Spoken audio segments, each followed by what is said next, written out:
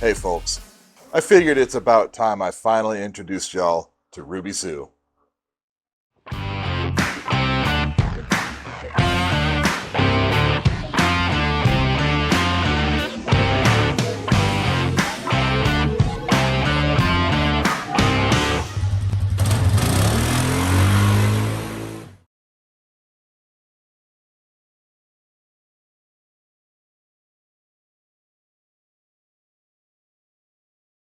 Welcome back to Goodjerm's Off-Road Adventures, and welcome back to the shop. So like I said in the intro, I just figured it's about time y'all met Ruby Sue. She's been a part of the family for a while now and hasn't really been featured on any videos. I know we started out with the review of the old 500 mainly because we needed to sell it. So I wanted to get that review done before we sold it. And then I went right into the new stuff, Dusty and the as yet to be named black Polaris Sportsman. But I figure it's about time we get y'all up to speed with some of the older rigs we have hanging around the shop. So when I picked this rig up, I was really in the market for one of these models, the 2002, 3, 4, the Gen 4 models like this.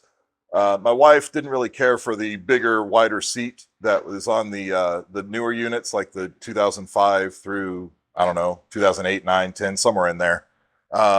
Like the 500 you may have seen earlier. She's not tall, so having the really wide seat, would have been difficult for her. So she wanted something with a narrower seat. This model fit the bill perfectly.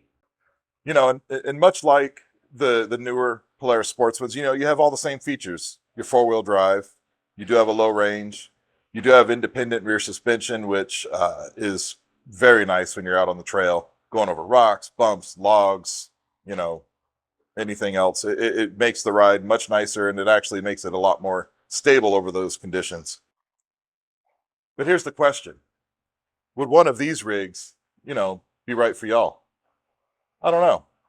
We're going to walk around this unit, and we're going to find all the good things and the bad things and what makes them a good value and where they could have made them better. But look, at the time they made these, I don't think there was anything that could compete with them. We're going to go through this rig. We're going to see everything we like about her, everything we don't like, which I'll be honest, isn't really much. We're going to see all the things we've done as far as upgrades, repairs we've made, maintenance, things like that. But anyway, let's just get into it. Let's start checking this rig over. So let's start off with looking under the seat. We've got a little bit of storage, and in these models you don't get a lot of storage. There's no front rack storage. There's just a little bit of a box under the seat, but let's check that out. So we've just got a quick little latch behind the no passenger sign back here. Lift it up and pull it off. That's pretty easy. Under here, of course, you've got your air filter, and we do run a uni filter in this. I'm a big fan of the uni two-stage filters. But here's your storage compartment. Let's see what we have in here. Well, we've got a tow strap. Always have a tow strap. And let's see what's in this bag. Okay. We've got tire patch kit, spare spark plug. These holders are pretty neat, but spare spark plug pre-gapped.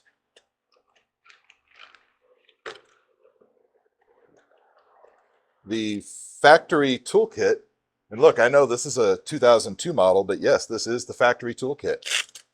And it's got everything you need to change the spark plug, wrench, screwdriver, pliers, the things. You can even adjust the rear shocks if you want. And we've got whatever this is. Oh, it's a little air compressor. Always good to have an air compressor, because if you've got to fix a flat, how are you supposed to get the wind back in the tires? This little unit's pretty good. It's a Slime brand, used it a couple times, but I'll be honest, if you're going to carry one of these, they get banged around a bit. Just give it a test every now and then. Make sure she works. Anything else in here? Oh, yeah. Tire gauge. This one says made in Japan, so excellent quality. These are for the low pressure tires. These only take about 5.5 PSIs in the tires. Not a lot of wind. And this is accurate down to that level, so that's nice.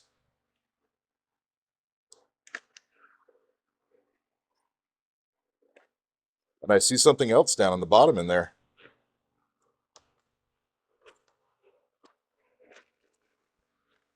Oh, bungee net. In case you have something you need to strap down on a rack somewhere, little bungee net. And that's about it. So it's a little storage box, but look, it actually fits quite a bit of stuff in it.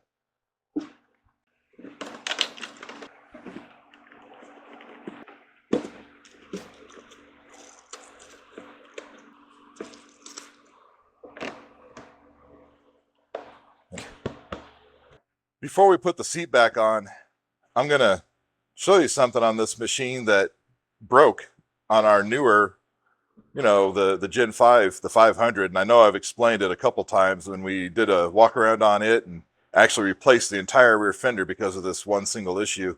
But on this older rig, she's a lot more sturdy. So of course, what I'm referring to is the seat latch. Now, just like in the newer model, it's still attached to the plastic. It's latched. So let's take it off and see what happened. Polaris decided to take this seat latch mount, set it nicely and gently on the frame here. Just set it there, nice, gentle, but mount it to the plastic. But I don't know what it is. This feels a lot stronger. And this rig, she's quite a bit older. And, well, as you can see, she's also not broken. So, however this design is different, it seems to be better. So putting the seat back on these rigs is simple. You just kind of make sure it hooks up under the front and drop the back down, make sure it latches, grab the front, make sure it's hooked, and good to go. While we're on the topic of storage, it's always nice to have some place to put your keys, or maybe your wallet, your chapstick, maybe your lipstick. I don't know. Maybe registration papers, things like that. It's always nice to have somewhere to put that.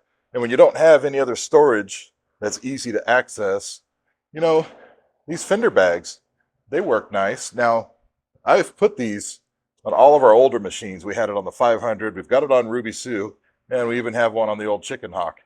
Out of all the brands that are out there, I like this one the best. This is the Moose Utility Division Moose Racing bag from the Moose thing.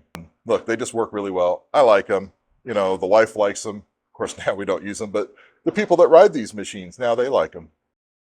So when I brought this old girl home, kind of the first thing we did is get the winch off, get the snowplow off, and get the tires changed off. It still had the original, tires that came from Polaris on it. And while they're fine for the kind of riding and terrain we tend to go through, they just really weren't going to cut it.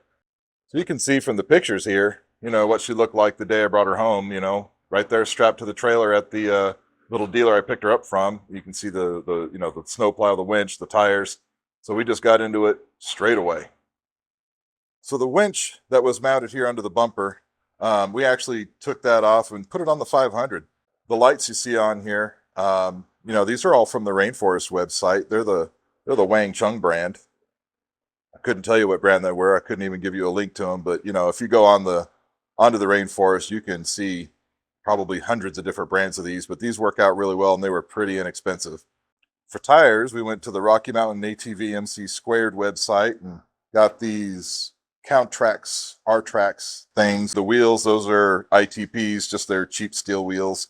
At the time, they were like $25 a wheel, but I think now they're up on about $50 a wheel. Well, as you can see, we added the Polaris handguards, and they look nice. I'm not sure that these match the overall styling of the quad, but we originally had the older style handguards on this rig, and I actually still have a set of those on the Chicken Hawk I'll show you right now. So these are a much larger handguard and actually do protect a lot better. They're not as nice looking, but they do work a lot better. But the reason we had to change them is originally, Ruby, she had the brake lever style, like this with the plastic lever, and this old actual Polaris style. And Polaris eventually got away from this because, well, these master cylinders just wear out pretty quick. They're not much good. So we put the HB style brake master cylinder and lever on it, which is a much better design. It's more reliable. It does work better. Now, this isn't the actual HB lever. This is another Rainforest website find, but it works pretty well. But the difference is the way these mount. The mounts for the older style just won't work with this lever, and vice versa. This newer mount won't work with the other lever. So we ended up having to put the newer ones on. I am going to probably look for some upgrades to these because they're just not very big. And this one's apparently loose. This rig also already had the big rack extender on it when we bought it. I'm guessing when it was purchased new by somebody, that was either on it or they ordered it and had it added on. Well, let's get into some of the, the nitty gritties, the details of the machine. So up front, you have the traditional Polaris, strut style suspension, which they're still using today. You may have seen on our 570s, Dusty over there, she has the same design suspension. However, it's been refined and is much better, but look, these are pretty good. Something you also notice down here are these massive A-arm guards. I like these. So I have no idea why Polaris has decided that they no longer should provide these on their ATVs or quads or four-wheelers. Look, again, I don't know where you're from. I call it a quad. Okay. Anyway, I have no idea why they stopped putting these on, but you can see they protect the A-arm a little bit, but most importantly, they're protecting the CV boots from damage. And, Polaris is still working on coming out with CV boot guards, for their Sportsman models. And I've not been able to buy them yet. I think they're still unavailable on their website. But the thing is it only protects the outer CV boot. And, I can reference you back to having to replace the CV boot on my 570. It was the inner CV boot that tore. So no protection in the modern Sportsmans, which is a little frustrating. But these older units, man, look at that. And I haven't figured out a way to bolt the old ones onto the new models yet. It says liquid cooled. She's cooled by the liquid. And then on this side, you have the exact same thing. That was probably a stupid thing to say out loud. Okay, moving on. You've got your fuel valve here. Don't find these on any of the newer models, but, this is one of the older models, so there it is. Coming around the back. If you've watched the review of the 500 and even the review of the 570s, you'll recognize some of this. Now, these A-arms aren't nearly as beefy or as long because they're a bit on the older side, but it's still the same design. You've got your independent rear suspension, your CV, axles with the CV joints and boots. And I have replaced these a couple of times. Long story. Well, sure. We'll tell the story now. So when I purchased this rig, I purchased it from like a little wholesale dealer. And they got it from somebody up in the mountains that used it for, plowing snow, which is why it had a snowplow on it. But it appeared to me that they stored it outside. So after owning this thing just a couple of years, went to go ride it and looked at it, and both axles on the back had split CV boots. So I thought it was a great idea to try to replace those myself, and I'd never done it before, so it didn't go well. Long story short, I ended up replacing the axles. Anyway, store them inside. Keep them from drying out. That's going to come up later, I promise. So getting back into the rear suspension, we've got the same sway bar design that we saw in the 500, and our new 570s have this as well. For a while, Polaris had their XP chassis in these units, and it had a different sway bar design. And look, they were stiff.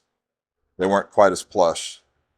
The rear shocks on these, they are adjustable for preload. It's just the spring, and it's got the, you turn it, and it's got like 5 settings. You've got your transmission in here. These older units, got a dead battery? No problem. Give it a pull. Don't know if you ever tried to pull start something with a board this size. It's not fun, but it is doable.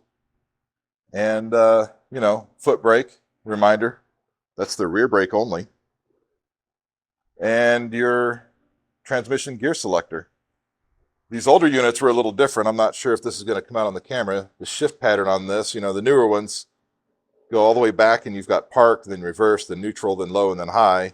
This older unit has no park, and it's got a little bit of a gait to it. So on the left forward, you've got high and then neutral, and like a reverse there. Neutral like a car, if you have ever driven a stick shift, probably nobody. Anyway, but if you've driven a stick shift, neutral, and then low is to the right and forward, and I just bumped the camera. Anyway, you do have to lube the box down there, but it's fine.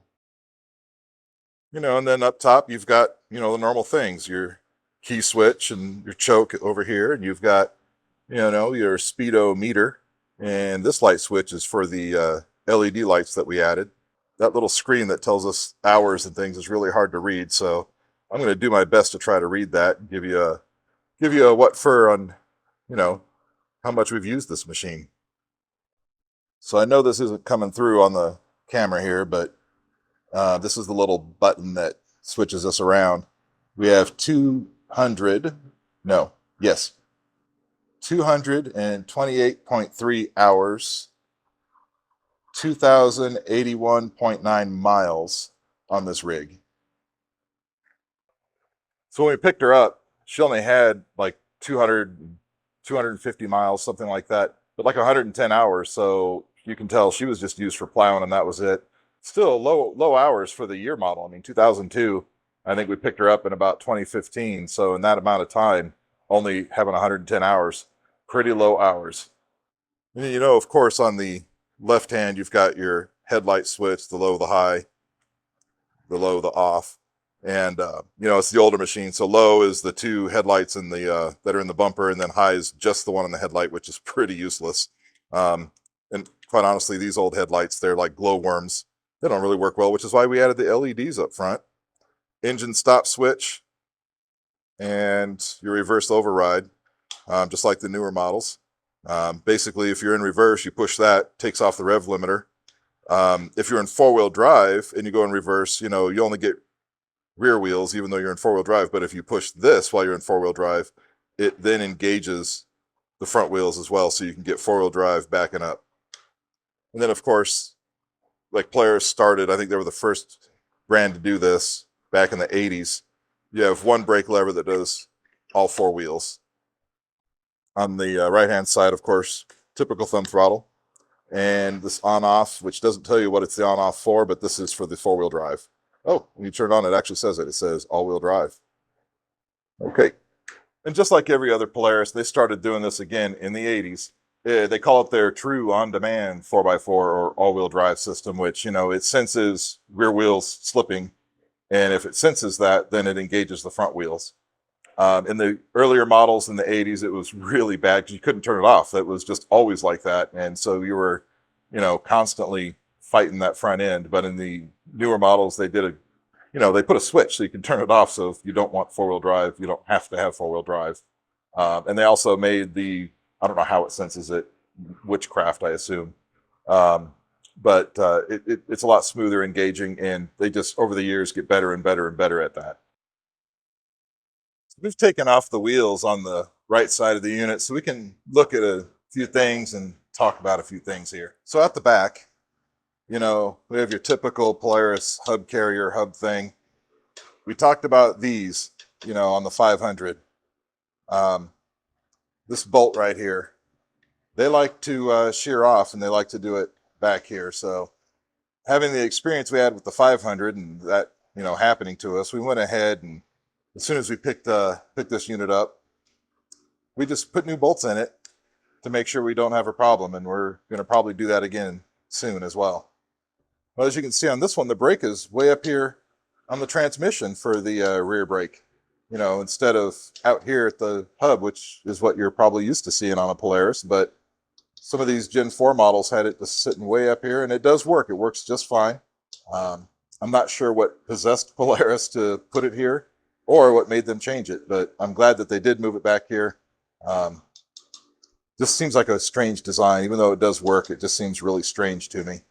And now with the wheel off, you can actually see the adjustment that you can do on the shock here. Then now up to the front, you can see, you do have one of these at each front wheel. Notice your hub is much beefier on these older units, and that's because the four-wheel drive system, instead of being managed at the differential, is actually managed independently at each hub. It has no problems engaging. However, disengaging, occasionally you could get where one wheel disengages and the other doesn't. Even in the owner's manual for this, they actually mention this to how to address it is put it in reverse, back up, and then going forward, and it should let go. Have not had that problem with this, but you do have to maintain the hubs here. You do have to drain them and refill them with the fluid. They don't take much, and it's a bit messy job, but as long as you maintain these hubs, you should never have a problem.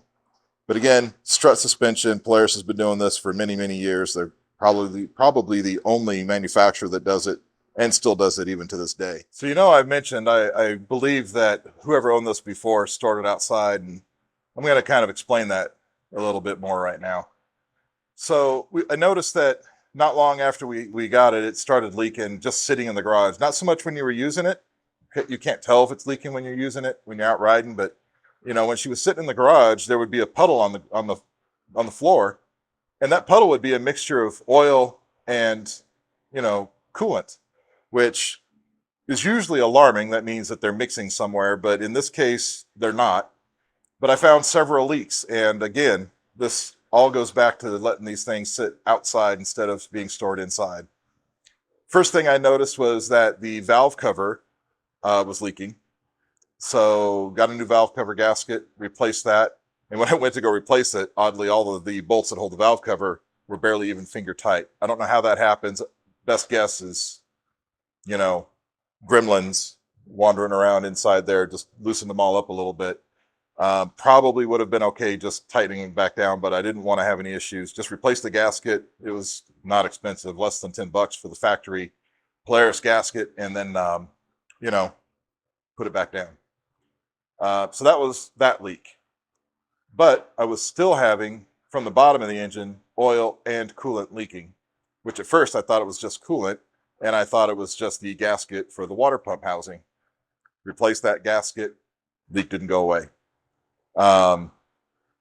Discovered that there's a seal inside that housing, and it is a mechanical seal, and there's actually two seals. There's on the outside, there is a mechanical seal that seals the coolant, and then on the inside of that is another oil seal that seals the oil, and there's a weep hole at the bottom of the housing. Well, Polaris, I don't really know why, but Polaris has decided that it was, or at least they decided in the past, their newer engines, I don't know if this is a problem, but in these older engines, they thought it was a good idea to make it so these plugs could only be serviced from inside the crankcase. So the shop manual that I have actually says, take the engine apart, split the crankcase, and push the seals out from the inside. Listen, I'm not going to do that. So the seals are not expensive. The mechanical seal's like $50. The oil seal, I don't know, it's less than that. It's pretty cheap. It's a rubber seal. You get the cover off, get the impeller off, and then you have to just fight like hell to get that mechanical seal out from the inside. And it has some sealant built onto it. Ended up drilling some holes into the metal seal and using a slide hammer. Eventually got that thing out. There's several other videos on YouTube of people doing it, and pretty much everybody can tell you it is a pain. And it's not just this engine. The 800s that they had in the the Razors, the older 800, they had the same kind of seal design. Anyway, got that out. And then for the oil seal that's behind that, all I did was take a couple of wood screws, put them in there, and then I was able to pull the oil seal out. Replaced both seals. My leaks went away. However,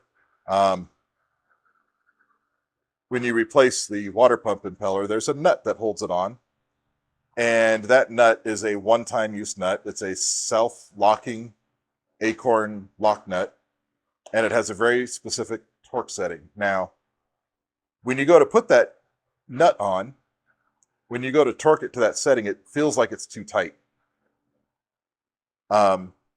If you have to do this and replace that impeller or take it off for any reason, pay attention to the torque setting. I'll put it on the screen here in case anybody's got to get into that. Hopefully I never have to do it again.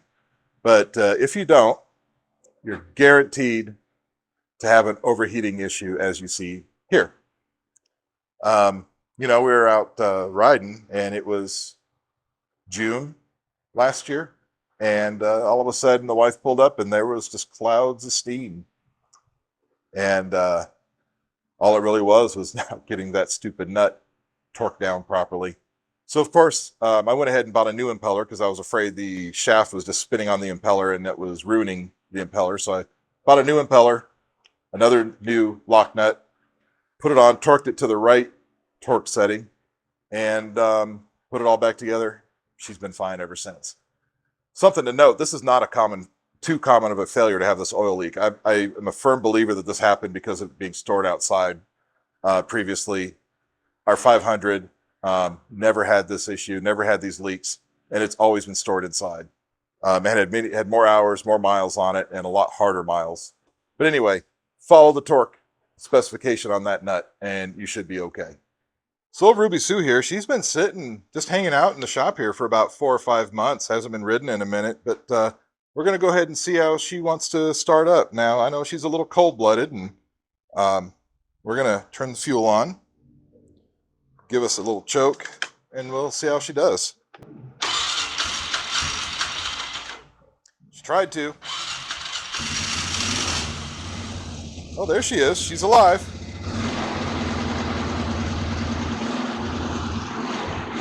And like I mentioned, she is a little cold-blooded, so until she warms up, she idles kind of slow. But there we go. This little girl, she just doesn't miss a beat.